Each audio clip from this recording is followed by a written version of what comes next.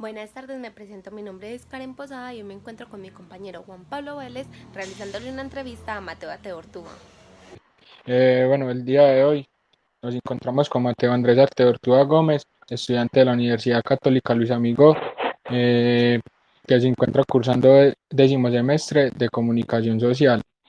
Mateo se destaca por ser un gran periodista deportivo, tiene varios programas con compañeros de la universidad, eh, uno donde se puede destacar es la Mufa más 10, pero hoy no vamos a hablar sobre en sí del trabajo de Mateo, sino que vamos a hablar del trabajo de investigación que hizo, que es las interacciones comunicativas de la primaria al bachillerato. Bueno, Teo, nosotros queremos que nos cuente por qué decidió trabajar este tema. Eh, bueno, ¿cómo están? Primero, un saludo, decirles que muchas gracias por contactarme pues para esta entrevista. A ver, ¿por qué comenzar este tema de las interacciones comunicativas entre estudiantes y docentes en los grados quinto y sexto? Lo primero es porque el proceso de transición es un proceso que en el paso de la vida estamos cursando constantemente. Cuando pasamos de el jardín al colegio, cuando ya pasamos al bachillerato, cuando hacemos nuestra universidad y posterior a ello, cuando comenzamos a, a trabajar o a empezar nuestra vida laboral. ¿Por qué nos centramos en este proceso de quinto a sexto? Porque no solamente en la parte comunicacional, sino también en la parte física, psicológica, el ser humano sufre muchos cambios en ese momento de la vida. Entonces, por eso nos decantamos por esa temática. Bueno, Mateo, y te hago otra pregunta. ¿Por qué la elección del colegio? Pues, ¿por qué ese sector y no otros sectores como Robledo, como pues otros barrios, sino simplemente el INEM? Ya, ¿por qué decimos el INEM? Yo estoy trabajando con un compañero, Juan Pablo Erazo. Empezamos pues como desde el principio de este proyecto a trabajar juntos y Juan Pablo es graduado del INEM y allí dejó como una gran cantidad de buenas relaciones con los directivos, con los profesores.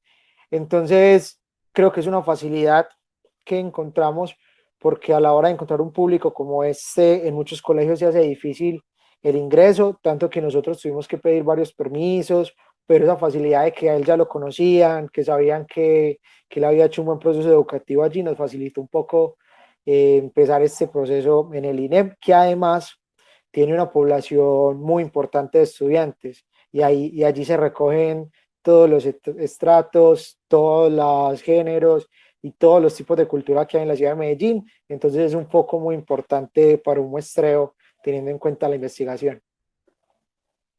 Teo, ¿cómo fue trabajar esas transacciones con estos estudiantes, pues, de estos dos grados? ¿Cómo la recibieron los de quinto? ¿Cómo la recibieron los de sexto? ¿Cómo ha sido todo ese proceso con estos estudiantes? Porque me Bueno, imagino que no solamente han trabajado con los que están en quinto y sexto este año, sino también de que han avanzado a grados superiores. sí, nosotros utilizamos como metodología o como herramientas de la metodología la observación no participante, el grupo vocal y la entrevista. En la observación no participante estuvimos con los dos grupos, con quinto y sexto. Ya el grupo focal y la entrevista lo hicimos con profesores y directivos, porque cuando haces la entrevista con los niños es muy complicado, porque tienes que firmar una cantidad de papeles eh, que son muchos, porque como son menores de edad hay que tener en cuenta el permiso de padres de familia y eso. Entonces, por eso decimos solamente la parte de observación no participante, obviamente con todos los permisos del colegio, con el permiso de la profesora que estuviera en el momento dando su clase y, y siempre guardando pues como el respeto por ese momento, no intervenir en lo que estaba pasando, como lo dicta pues como le dicta la herramienta pues de la observación no participante. Estar con niños de quinto y sexto, uno se va dando cuenta de que son niños que los profesores deben de buscar muchas herramientas, muchas formas para explicarles un tema, para que sea más fácil, y allí radica nuestra investigación, en cómo los profesores les sirve tener una buena interacción, cómo algunas materias permiten más interacción que otras. Entonces creo que allí rige la importancia de estos dos cursos, porque más adelante la interacción va cambiando porque el estudiante va generando como diferentes sentimientos hacia los docentes, hacia diferentes materias. En cambio, los niños no tanto. Ellos ahí están empezando su proceso educativo apenas. Teo, ¿cómo han sido pues esos cambios que han tomado los estudiantes que pasan de quinto a sexto? Ellos se sorprenden porque ven materias muy diferentes, muy distintas. Se trabaja materias de décimo y once ya en sexto. El INEM es público, el público más grande que hay en Medellín. Uno de los cambios que más se ejerce Ah, en ese momento es el tema de cómo se nombran las materias y los contenidos que ellos van teniendo. Además, ya el trato del profesor no es lo mismo porque ya se supone que no son niños pequeños. Entonces ya las clases no son tan interactivas cuando están en sexto, ya no se les tiene como un poquito menos de paciencia porque ya se supone que están en bachillerato. Entonces, en los grupos de sexto las clases son ya un poco más calladas, los docentes van más por el lado explicativo, no tanto demostrativo de utilizar imágenes y eso, sino que va mucho como al dialecto, a lo que charlar. se dicta, eso. Sí, Eh, ya, En sí, primaria algo. se trabaja más, en primaria veo que se trabaja más con objetos, cosas así que le demuestran a los niños como lo que se va a aprender. A cambio ya en sexto es una interacción normal de parte y parte. ¿De cuáles han sido las dificultades? O sea, ya nos dijiste las dificultades con los niños y con los padres, pero ¿cuáles han sido las dificultades de la educación como tal? La primera dificultad es que a nosotros nos tocó utilizar o pedir el favor a un familiar que nos hiciera el paso del ARL, porque sin ARL no nos dejaban ingresar al colegio. Eso fue como una de las dificultades más importantes. Ya después, creo que el tiempo. Me repiten otra vez la pregunta para no irla a responder mal, que me perdí un Eh, segundo porque se fue el audio, qué pena. ¿Cuáles fueron las ¿Qué cuál dificultades cuáles fueron las dificultades dale, papá? que se presentaron en el proceso en general, en el proyecto investigativo? Listo, no, como les mencionaba, pues el tema del ARL, el tema del tiempo, porque nosotros estudiábamos en la mañana y los cursos eran en la mañana, o sea, las clases de quinto y sexto son en la mañana. Entonces nos tocaba salir corriendo de la universidad para, para el INEM o muchas veces empezar como a salirnos antes de las clases para poder estar como el tiempo que necesitábamos.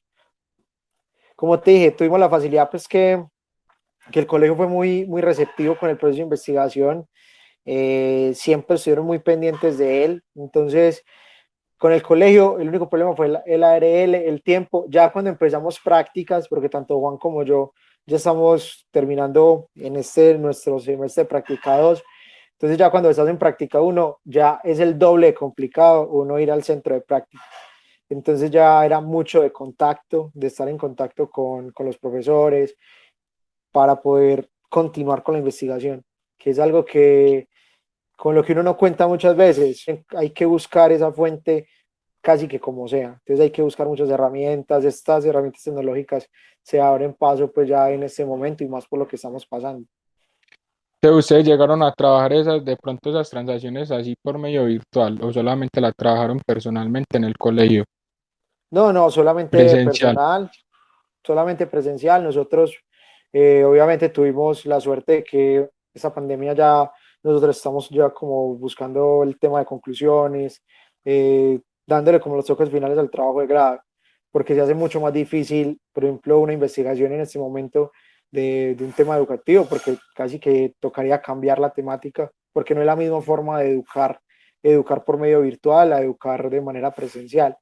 Entonces creo que es algo que uno en este momento uno agradece, porque sería muy difícil, y más porque ¿Verdad? nosotros estamos hablando de interacciones, y las interacciones no son lo mismo por medio virtual que en una clase, en un salón, porque cambia el contexto totalmente. Teo, ¿cómo, pues los estudiantes, cómo recibieron todas las dificultades que ustedes llegaron a tener, si ustedes les enseñaban las dificultades que tenían a los estudiantes o solamente le explicaban las dificultades a los profesores o así. ¿Cómo fue el Pues proceso sí, de de pronto comunicación? transmitía esos problemas en el aula de clase cuando ustedes estaban con los estudiantes. No, porque nosotros con los estudiantes no ejercíamos, porque era investigación, era observación de participante, entonces nosotros con ellos, más del saludo y de la explicación de quién éramos, de qué estábamos haciendo, no había como otro tipo de interacción. Nosotros nos sentábamos, tomábamos nuestros apuntes, la bitácora, y ya. Obviamente uno siempre es extraño cuando uno llega a un salón, obvio los niños te miran y toda la cosa, pero nosotros tratamos de ser lo más invisibles posible, por decirlo así, y esperar si los profesores nos preguntaban algo, si los profesores nos hacían presentarnos o nos hacían, no sé, una actividad para que los chicos nos conocieran, uno accedía porque hacía parte de la investigación, pero de resto no, nosotros con los estudiantes no mucho, con los profesores la interacción sí, porque con ellos hicimos dos herramientas que eran de obtención de información por medio de un espacio y ahí sí hubo una interacción. Y los profesores, ¿cómo los apoyaban a ustedes en esas dificultades? Eso fue algo que, como les digo, Juan ya había conocido muchos de los profesores ya le habían dado clase a él cuando estaba en el colegio. Entonces, el romper el hielo se hizo mucho más fácil y además porque nosotros nos preparamos muy bien siempre para llegar a estos espacios, porque eso es lo más importante a la hora de hablar con un par o con un superior, y es estar bien preparado, que no te vean nervioso, que las preguntas estén bien realizadas, que no sea redundante, y obviamente poder obtener la información con casi que la menor cantidad de preguntas posible para poder tener una información veraz y poderla triangular mucho más fácil con teóricos y con lo observado. Todos estos procesos que le ha dejado a usted como así, como enseñanza para lo que se le viene por delante en su carrera como comunicador. Porque Bueno, nosotros, esas transacciones, así como le sirven a los niños chiquitos, también nos pueden servir a nosotros como universitarios.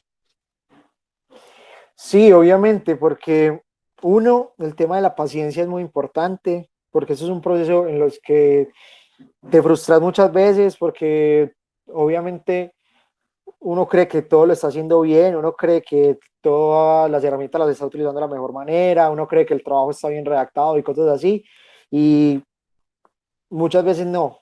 Entonces toca tener mucha paciencia, volver a empezar, seguir adelante. Yo tuve la posibilidad de hacerlo en pareja, que es algo que se complica un poco más, porque cuando trabajas con una pareja tienes que ser muy tolerante. Lo bueno es que Juan y yo desde el primer semestre nos conocemos, nos queremos, somos casi como hermanos ya, nos convertimos en hermanos en la universidad, porque yo hablo con la familia de él me quiere, él en mi familia ha recibido siempre. Entonces nosotros por ese lado no tuvimos dificultades y desde el principio nos lo dijeron, es que ustedes son un matrimonio y si ustedes se separan, les toca partir cobijas, por decirlo así.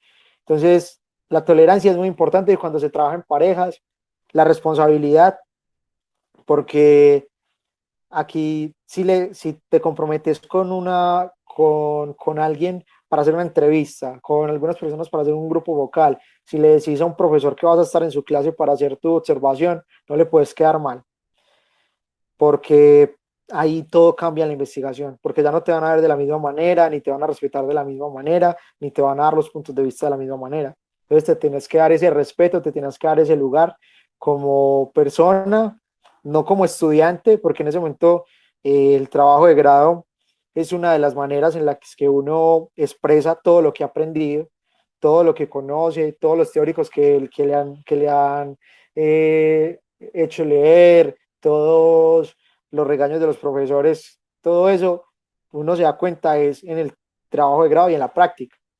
Entonces el trabajo de grado es otra forma de uno poner en práctica todo lo que ha aprendido en 4, 5, 6 años, como sea el proceso de cada uno en su carrera de pregrado. Listo, muy bien, Mateo, muchas gracias por abrirte tanto con nosotros y contarnos sobre tu proyecto de investigación. Nosotros ya nos despedimos y ojalá podamos vernos pronto y poder hablar sobre más cosas de tu proyecto de investigación, o sea, ya tu trabajo de grado, cómo finalizó, cómo te fue. Me encantaría mucho eh, como compartir esas experiencias y que las compartas también con todos los compañeros de la Universidad Católica Luis Amigo, ya que todos nosotros estamos en un proceso de hacer este proyecto y pues todos necesitamos como fuentes, por decirlo así, para podernos guiarnos y saber cómo le fue a este, cómo le fue a este. Y bueno, muchas gracias.